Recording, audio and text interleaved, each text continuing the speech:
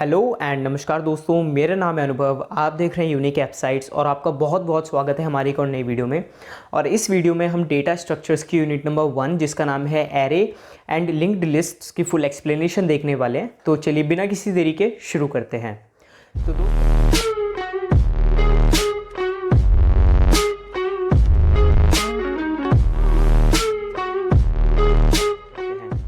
तो दोस्तों data structures की यूनिट नंबर 1 जो है, अगर हम उसके कंटेंट्स की बात करें तो यहाँ पे हमारे पास थोड़े से कंटेंट्स हैं जिन्हें हम पढ़ेंगे। सबसे पहला है डेटा स्ट्रक्चर्स, फिर है एल्गोरिथम्स, फिर उसके बाद हम एसिम्प्टोटिक नोटेशंस के बारे में पढ़ेंगे, फिर हम एरे और लिंक्ड लिस्ट के बारे में पढ़ेंगे। स्टार्ट करते हैं डेटा स्ट्रक्चर से। तो डेटा स्ट्रक्चर्स एक्चुअली में होता क्या है?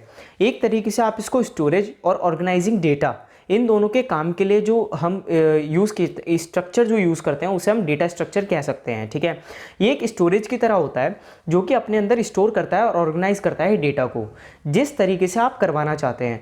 मान के चलिए आपको असेंडिंग ऑर्डर में, डिसेंडिंग ऑर्डर में, या फिर अपने ही एक तरीके से आपको एक सॉर्ट करना है डेटा को, तो वो आप कर सकते हैं जिससे कि ईजी हो एक्सेस करने में एज वेल एज अपडेट करने में, जो कि एफिशिएंटली काम कर सके आपके कंप्यूटर के अंदर। ठीक है, also use for processing, retrieving and storing data.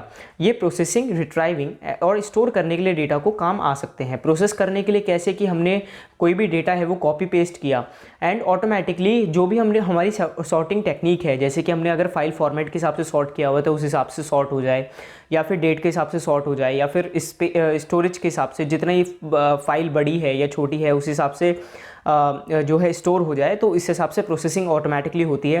Retrieving मतलब कि जब आपको फाइल को बैक एक्सेस करना है तो आप इजीली एक्सेस कर सको।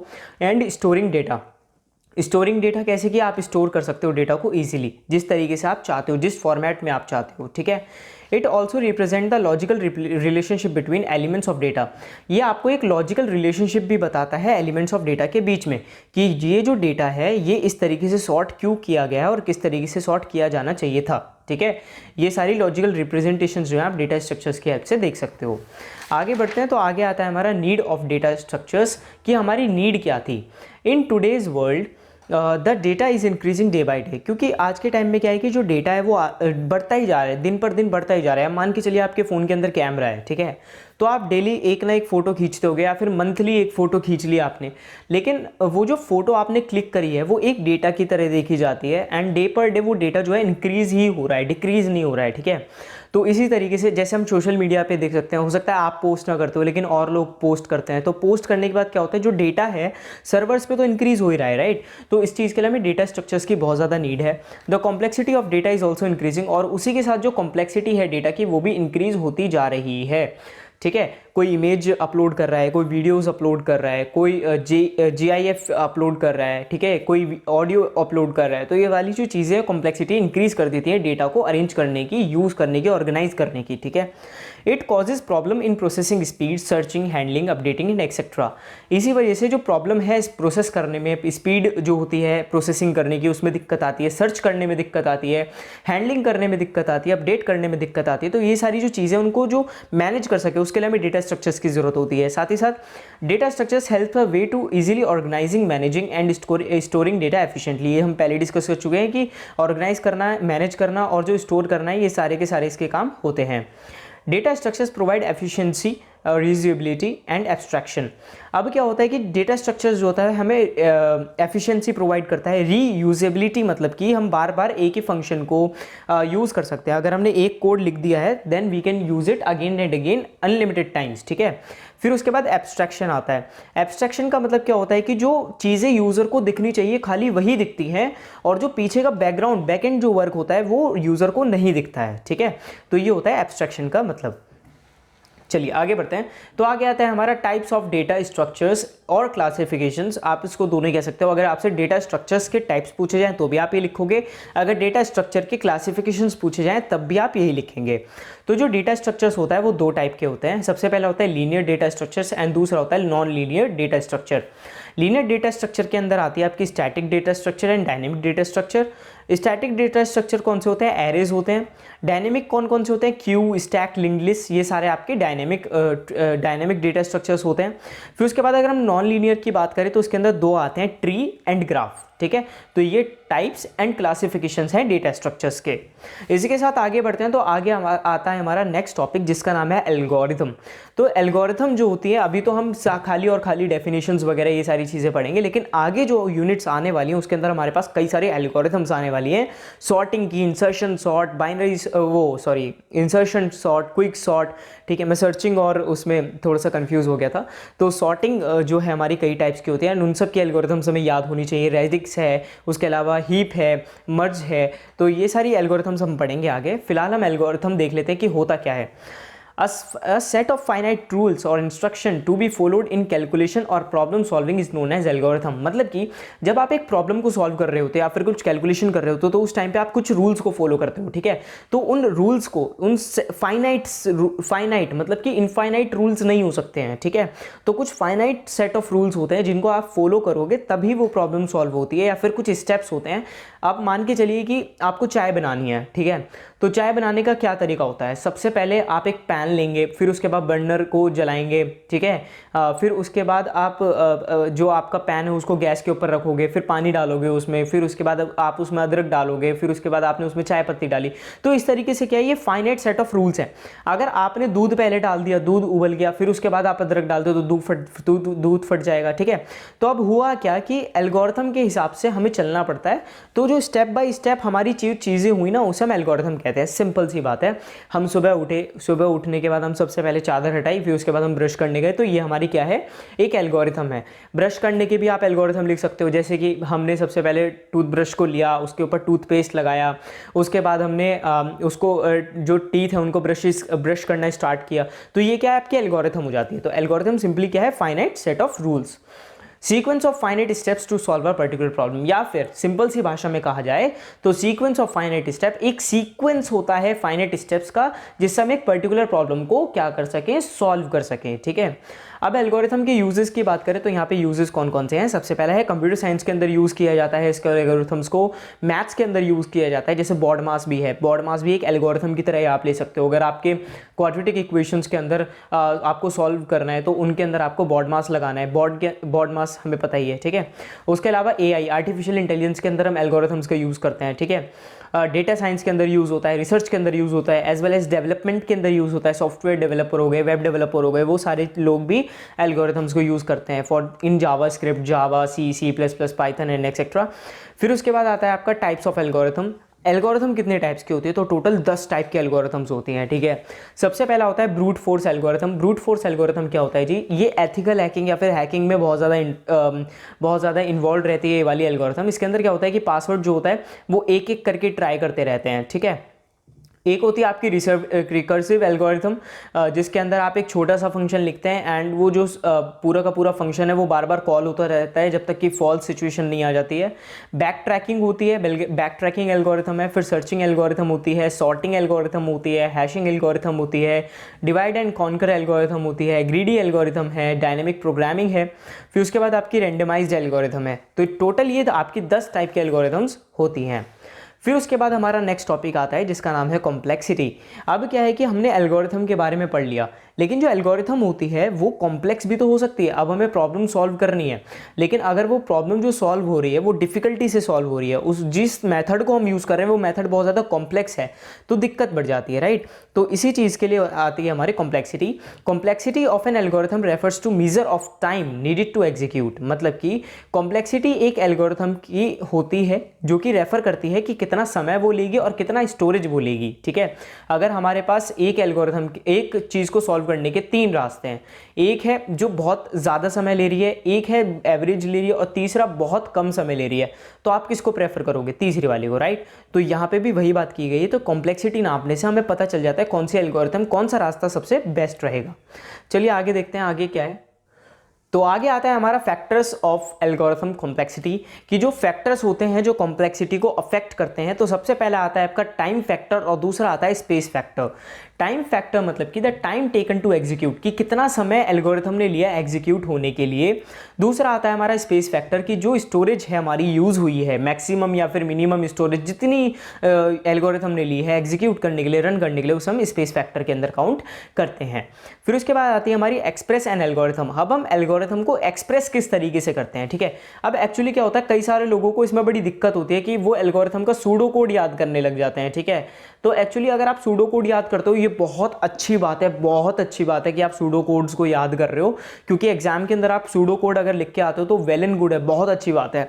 लेकिन अगर बाई चांस कुछ एक्सेप्शनल केस ऐसे होते हैं जिनको सूडो कोड्स याद नहीं होते हैं, तो उस केस में भी आप जो आपकी नेचुरल लैंग्वेज है जैसे कि इंग्लिश है, उसके अंदर भी आप एल्गोरिथम को लिख के आ सकते हो, आपको कुछ ना कुछ नंबर एग्जामिनर जरूर देगा, ठीक है। तो यहाँ पे नेचुरल लैंग्वेज क्या है, इंग्लिश। आप अगर नेचुरल लैंग्वेज में भी सारी चीज़ें लिख दो, मान के चलो मैंने अभी एग्जाम्पल लिया था चाय बनाने का, ठीक है। अगर आप line by line step by step लिखते चले जाओ कि first we will take pan, then we will boil water, और या फिर we will light the burner, तो अब क्या होगा कि ये सारे एल्गोरिथम्स आपने लिख दिया। अब एल्गोरिथम तो एल्गोरिथम है, वो गलत तो हो नहीं सकती, ठीक है। बस ये है कि आपने अगर सूडो कोड नहीं लिखा है तो आपको नंबर कम मिलेंगे, लेकिन हाँ ये नहीं है कि 0 मिलेगा, ओके। फ्लो चार्ट के अंदर क्या है, ग्राफिकल या फिर पिक्टोरियल फॉर्म जो होती है, हम ग्राफिकल फॉर्म, बार ग्राफ वगैरह ये सब यूज़ करते हैं। फिर उसके बाद आता है हमारा सूडो कोड। सूडो कोड के अंदर हम एनोशंस यूज़ करते हैं, एनोशंस यूज़ करते हैं हम, ठीक है। मतलब कि एरोज वगैरह ये सारी चीज़ें हम यूज़ करते हैं, शॉर्ट फॉर्म्स यूज़ करते हैं, वेरिएबल्स यूज़ करते हैं, ये सारी चीज़ें। फिर उसके बाद आती है आपकी एल्गो एनालिसिस। एल्गोरिथम एनालिसिस क्या होता है, तो एल्गोरिथम एनालिसिस के अंदर हम क्या करते हैं, प्रिडिक्ट करते हैं बिहेवियर का कि एल्गोरिथम क्या करने वाली है, मतलब कितना समय लेगी, कितनी कॉम्प्लेक्सिटी होगी, कितना स्पेस वो ऑक्यूपाई करेगी, कितना टाइम वो लेगी। ये सारी जो चीज़ें हम एनालाइज करते हैं कई सारे एल्गोरिथम्स का कंपेयर करने के लिए कि कौन सा तरीका सबसे बेस्ट रहेगा, कौन सा मेथड सबसे बेस्ट रहेगा, उसको हम एल्गोरिथम एनालिसिस कहते हैं। चलिए देखते हैं। To predict the behaviour of an algorithm without implementing it on specific computer, मतलब कि एक प्रिडिक्ट करना बिहेवियर को एल्गोरिथम का बिना किसी स्पेसिफिक कंप्यूटर पे उसको यूज करे, ठीक है। The analysis is thus only an approximation, ये एक अप्रोक्सीमेशन की तरह ही है, मतलब एक अंदाज़ा लगाने के लिए ही होती है एनालिसिस, ये परफेक्ट नहीं होती है, ठीक है। We can compare different algos to determine the best one, हम कई सारे एल्गोरिथम्स जो हैं उनको एक दूसरे से कंपेयर करते हैं जिससे हम सबसे बेस्ट वाली जो है उसको फाइंड आउट कर सकें। दोस्तों आगे बढ़ने से पहले प्लीज़ हमारे चैनल यार यूनिक वेबसाइट्स को सब्सक्राइब कर देना, वीडियो को लाइक कर देना, शेयर कर देना अपने दोस्तों को, और हमारा टेलीग्राम चैनल जरूर ज्वाइन कर लीजिएगा। फिर आता है आपका टाइप्स ऑफ एल्गोरिथम एनालिसिस, ठीक है। तो इसके अंदर टोटल हमारे 3 टाइप के एनालिसिस के टाइप्स होते हैं। सबसे पहला है बेस्ट, वर्स्ट, और तीसरा है एवरेज, ठीक है। बेस्ट के इसके अंदर क्या होता है, define input for which algorithm takes less और मिनिमम टाइम, मतलब कि इसके अंदर सबसे कम समय और सबसे कम स्टोरेज जो एल्गोरिथम लेगी उसको कौन शो करेगा, बेस्ट केस शो करेगा। ये हमें किसी भी एल्गोरिथम का लोअर बाउंड बताता है, ठीक है। लोअर बाउंड मतलब कि सबसे कम कितना उसने समय या स्टोरेज लिया, ठीक है। वर्स्ट केस के अंदर क्या होता है, सबसे ज़्यादा समय लेने वाली, और ये हमें अपर बाउंड बताती है। फिर उसके बाद एवरेज केस के अंदर क्या होता है कि ये रैंडमली जो इनपुट दिए जाते हैं उसका एक एवरेज निकालती है, ठीक है।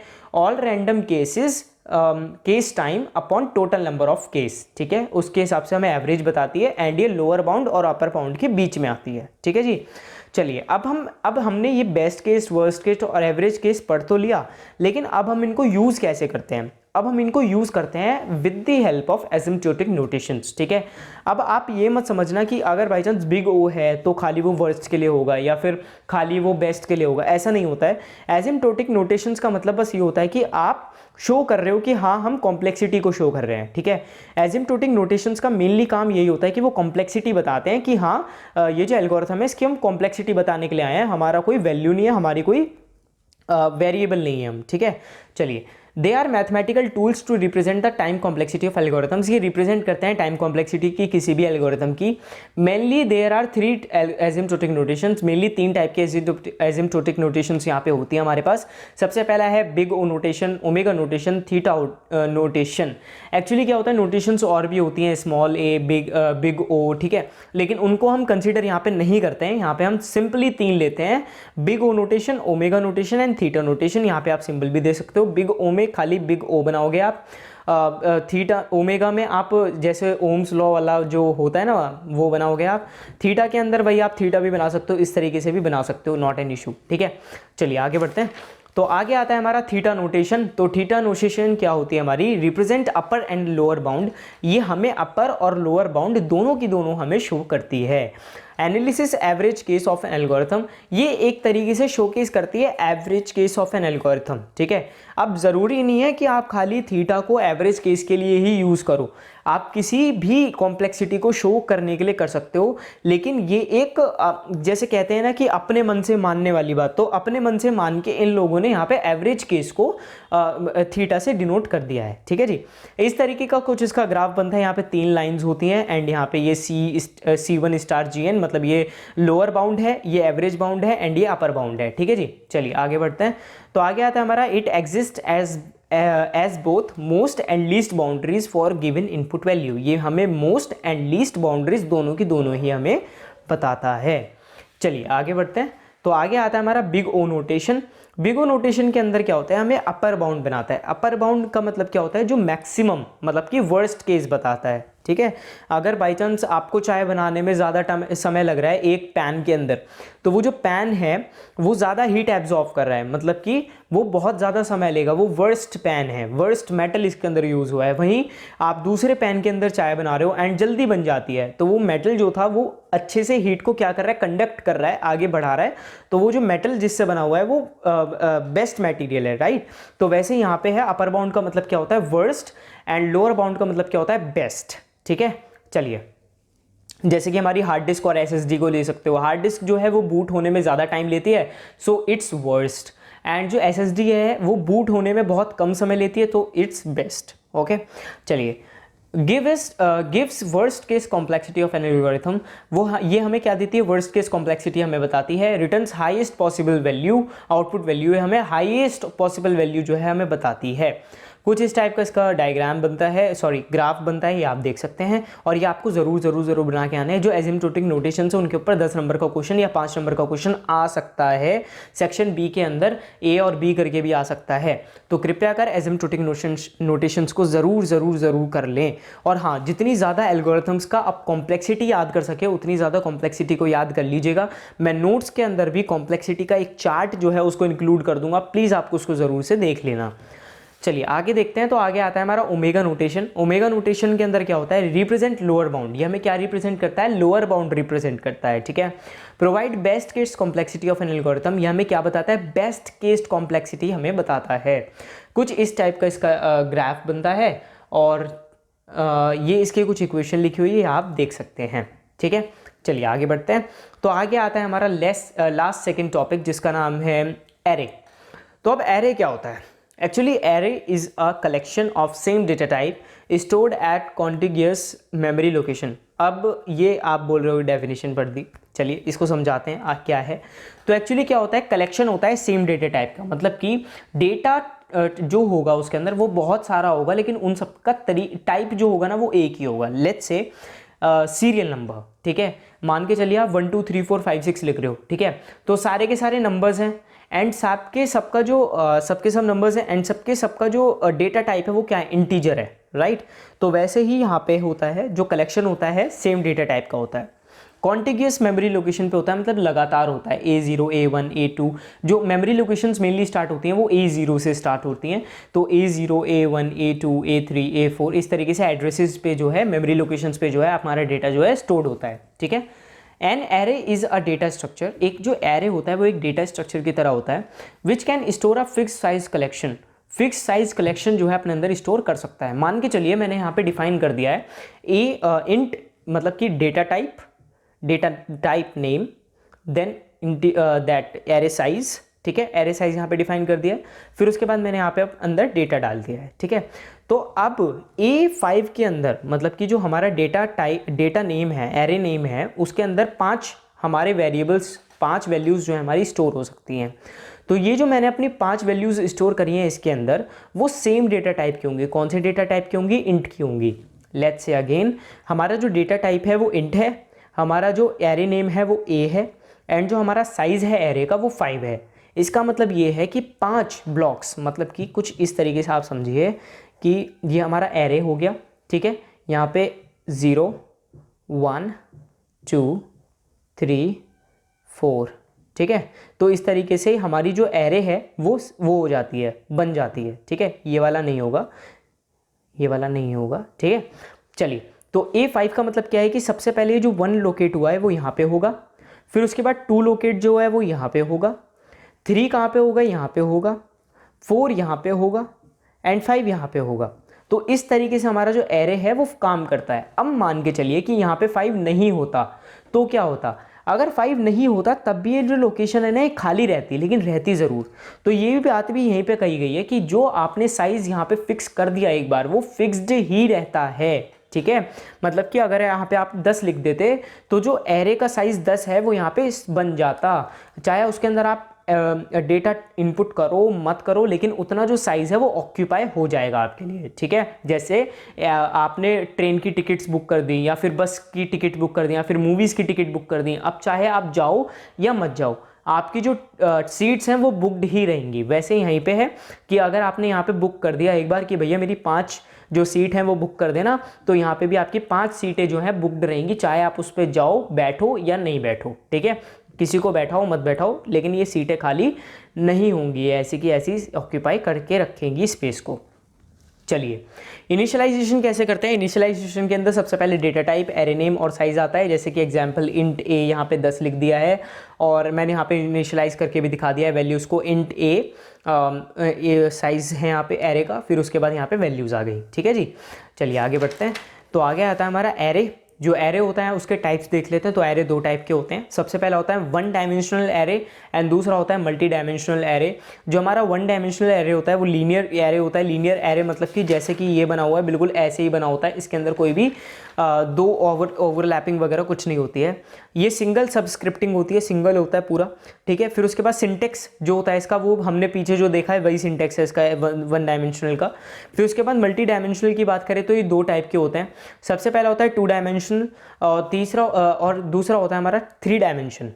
अगर हम 2 डायमेंशन की बात करें तो एरे जैसे कि हमारा डेटा टाइप नेम हो गया, डेटा टाइप हो गया, डेटा टाइप का नेम हो गया, एरे नेम हो गया, या फिर और यहाँ पे हमारे एरे के साइज 2 बार लिखे जाएंगे। इसे आप मैट्रिक्स की तरह भी कह सकते हो, ठीक है। यहाँ पे क्या होगा, यहाँ पे 3 बार मल्टीप्लिकेशन हो जाएगी, दैट्स इट। ये हमारा एरे है, ठीक है। एडवांटेजेस की बात करें तो एडवांटेजेस क्या है एरे के। सबसे पहला है कि same data type size are stored, मतलब कि जो हमारा डेटा टाइप होगा वो सेम होगा, और जितना साइज हमने एलोकेट कर दिया है ना उससे कम ना उससे ज़्यादा सेव होगा, ठीक है। Enable us to collect number of elements, या हमें इनेबल करता है कि हम नंबर ऑफ एलिमेंट्स को कलेक्ट कर सकते हैं एक ही वेरिएबल के अंदर, एक ही डेटा टाइप के अंदर। Safer cache positioning that improves performance, मतलब कि जो इसकी कैशे पोजिशनिंग होती है वो बहुत ज़्यादा सेफ होती है, जिसकी वजह से परफॉर्मेंस जो है वो इम्प्रूव हो जाती है।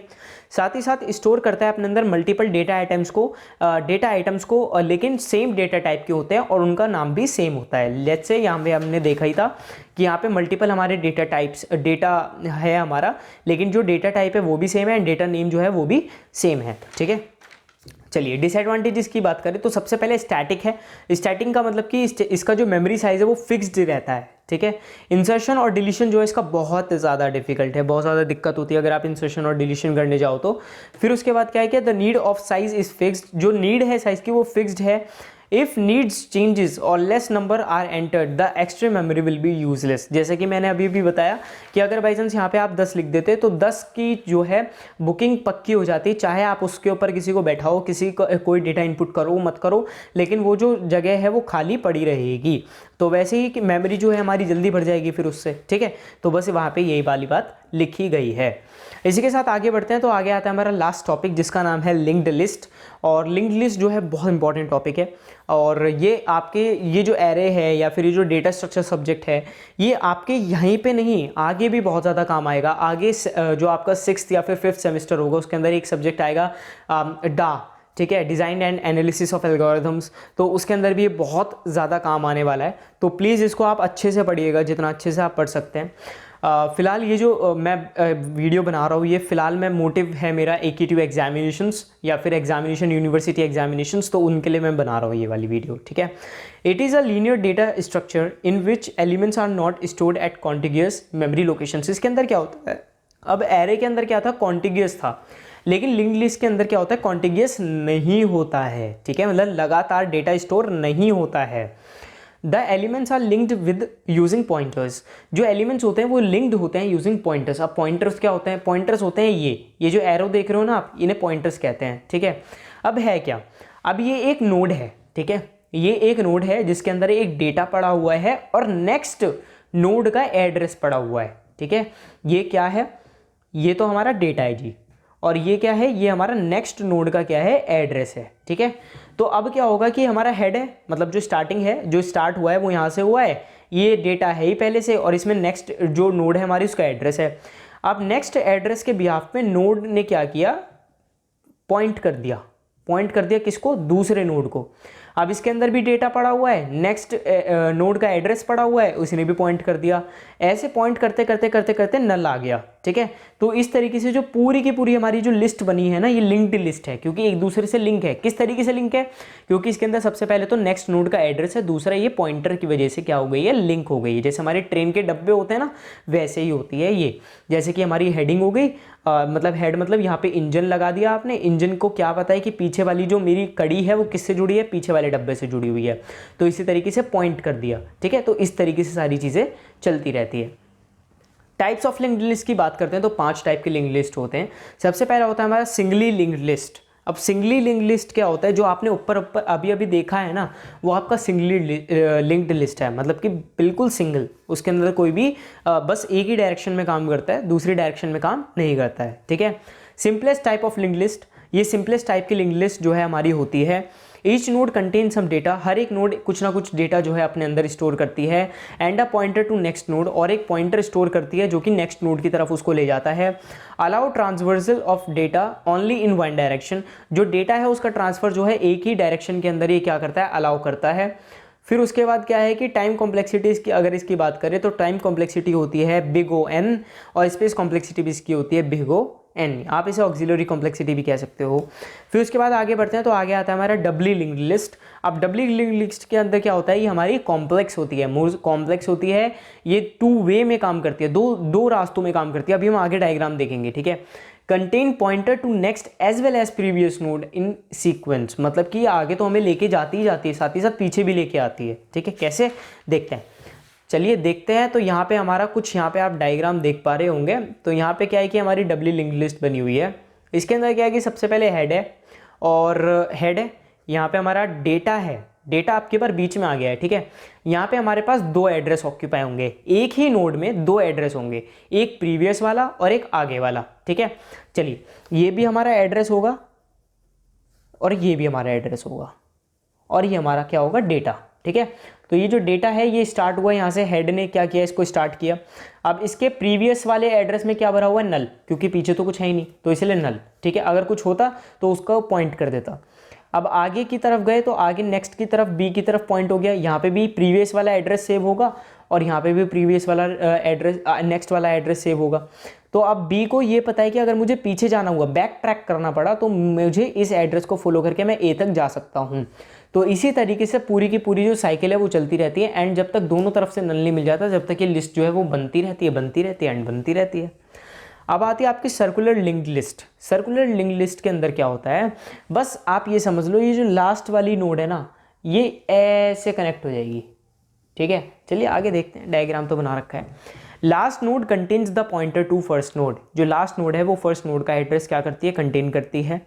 ट्रैवर्स करती है only one direction, forward and backward, मतलब कि ये फॉरवर्ड वन डायरेक्शन नहीं, सॉरी, एनी डायरेक्शन।